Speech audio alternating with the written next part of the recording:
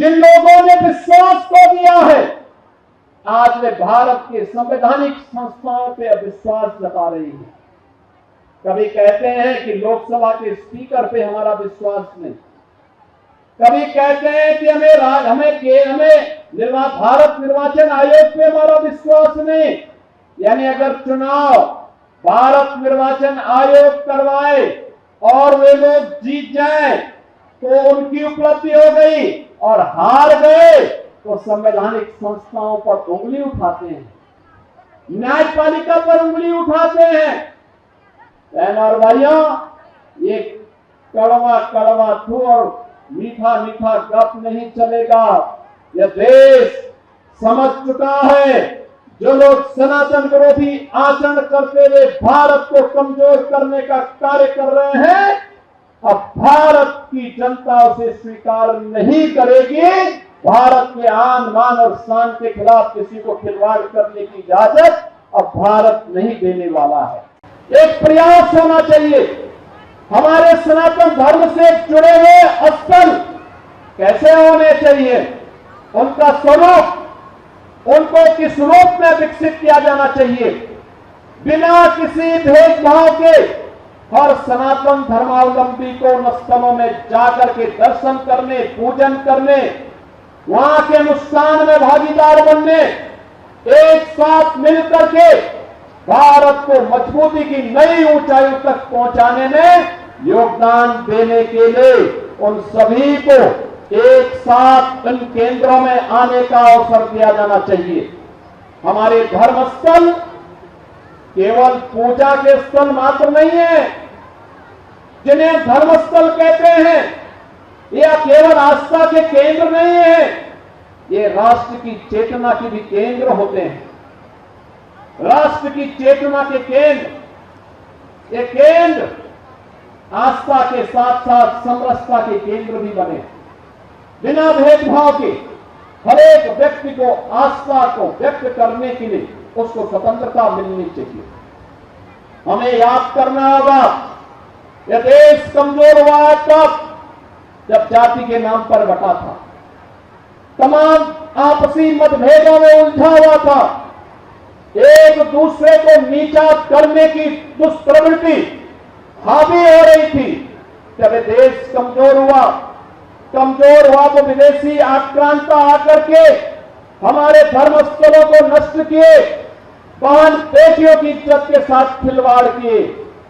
लेकिन आज ये देश स्वतंत्र है। अब देश में स्वतंत्रता नहीं, किसी प्रकार की अराजकता नहीं, एक नए भारत का दर्शन हो रहा है और इस भारत पर हम सबको गौरव की अनुभूति करनी चाहिए।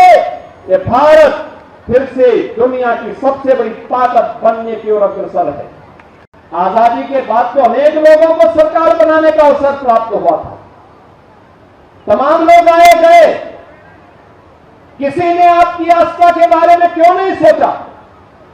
क्योंकि उनके पास फुर्सत नहीं थी, तुष्टीकरण से फुर्सत नहीं थी, वोट बैंक से फुर्सत नहीं थी।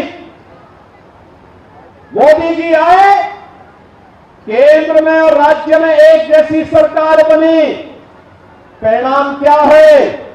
परिणाम है राम मंदिर का निर्माण हो गया है, और राम मंदिर का निर्माण हो गया है तो उत्तर प्रदेश वासियों को सुरक्षा की गारंटी और देशवासियों की आस्था की गारंटी अयोध्या ने पूरे देशवासियों को, पूरे सनातन धर्मावलंबियों को दे दी। बहनों और भाइयों, ऐसे ही काशी में काशी विश्वनाथ धाम बन गया, महाकाल में महाकाल का महालोक बन गया है।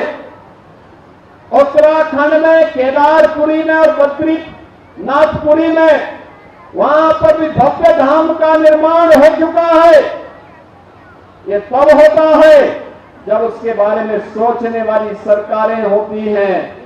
जब सनातन की विरोधी सरकारें आएंगी तो वे तुष्टीकरण करेंगी, और आजादी के बाद कश्मीर की समस्या हो या नक्सलवाद की समस्या, ये जो भी समस्याएं दी गई हैं, इन्हीं लोगों ने दी है जिन्होंने तुष्टीकरण के नाम पर देश को बांटा। जब देश में जनचेतना जागरूक हुई तो जनचेतना के जागरण का परिणाम क्या था? जनचेतना का परिणाम था कि लोगों के मन में आया कि इन लोगों ने अन्याय किया है, सनातन के प्रति, देश के प्रति, उनको अविश्वास का प्रतीक बना दिया और विश्वास जताया भारतीय जनता पार्टी पे, मोदी जी पे। आज देश के अंदर मोदी जी के नेतृत्व में वह भाव आगे बढ़कर के काम कर रहा है जो भारत की जनता जिस रूप में अब देश को लेकर के चलना चाहती थी। जिन लोगों ने विश्वास को दिया है, आज वे भारत के संवैधानिक संस्थाओं पे अविश्वास जता रही है। कभी कहते हैं कि लोकसभा के स्पीकर पे हमारा विश्वास नहीं, कभी कहते हैं कि हमें भारत निर्वाचन आयोग पे हमारा विश्वास नहीं। यानी अगर चुनाव भारत निर्वाचन आयोग करवाए और वे लोग जीत जाए तो उनकी उपलब्धि हो गई, और हार गए तो संवैधानिक संस्थाओं पर उंगली उठाते हैं, न्यायपालिका पर उंगली उठाते हैं। बहनों और भाइयों, ये कड़वा कड़वा थू और मीठा मीठा गप नहीं चलेगा। यह देश समझ चुका है जो लोग सनातन विरोधी आचरण करते हुए भारत को कमजोर करने का कार्य कर रहे हैं, अब भारत की जनता उसे स्वीकार नहीं करेगी।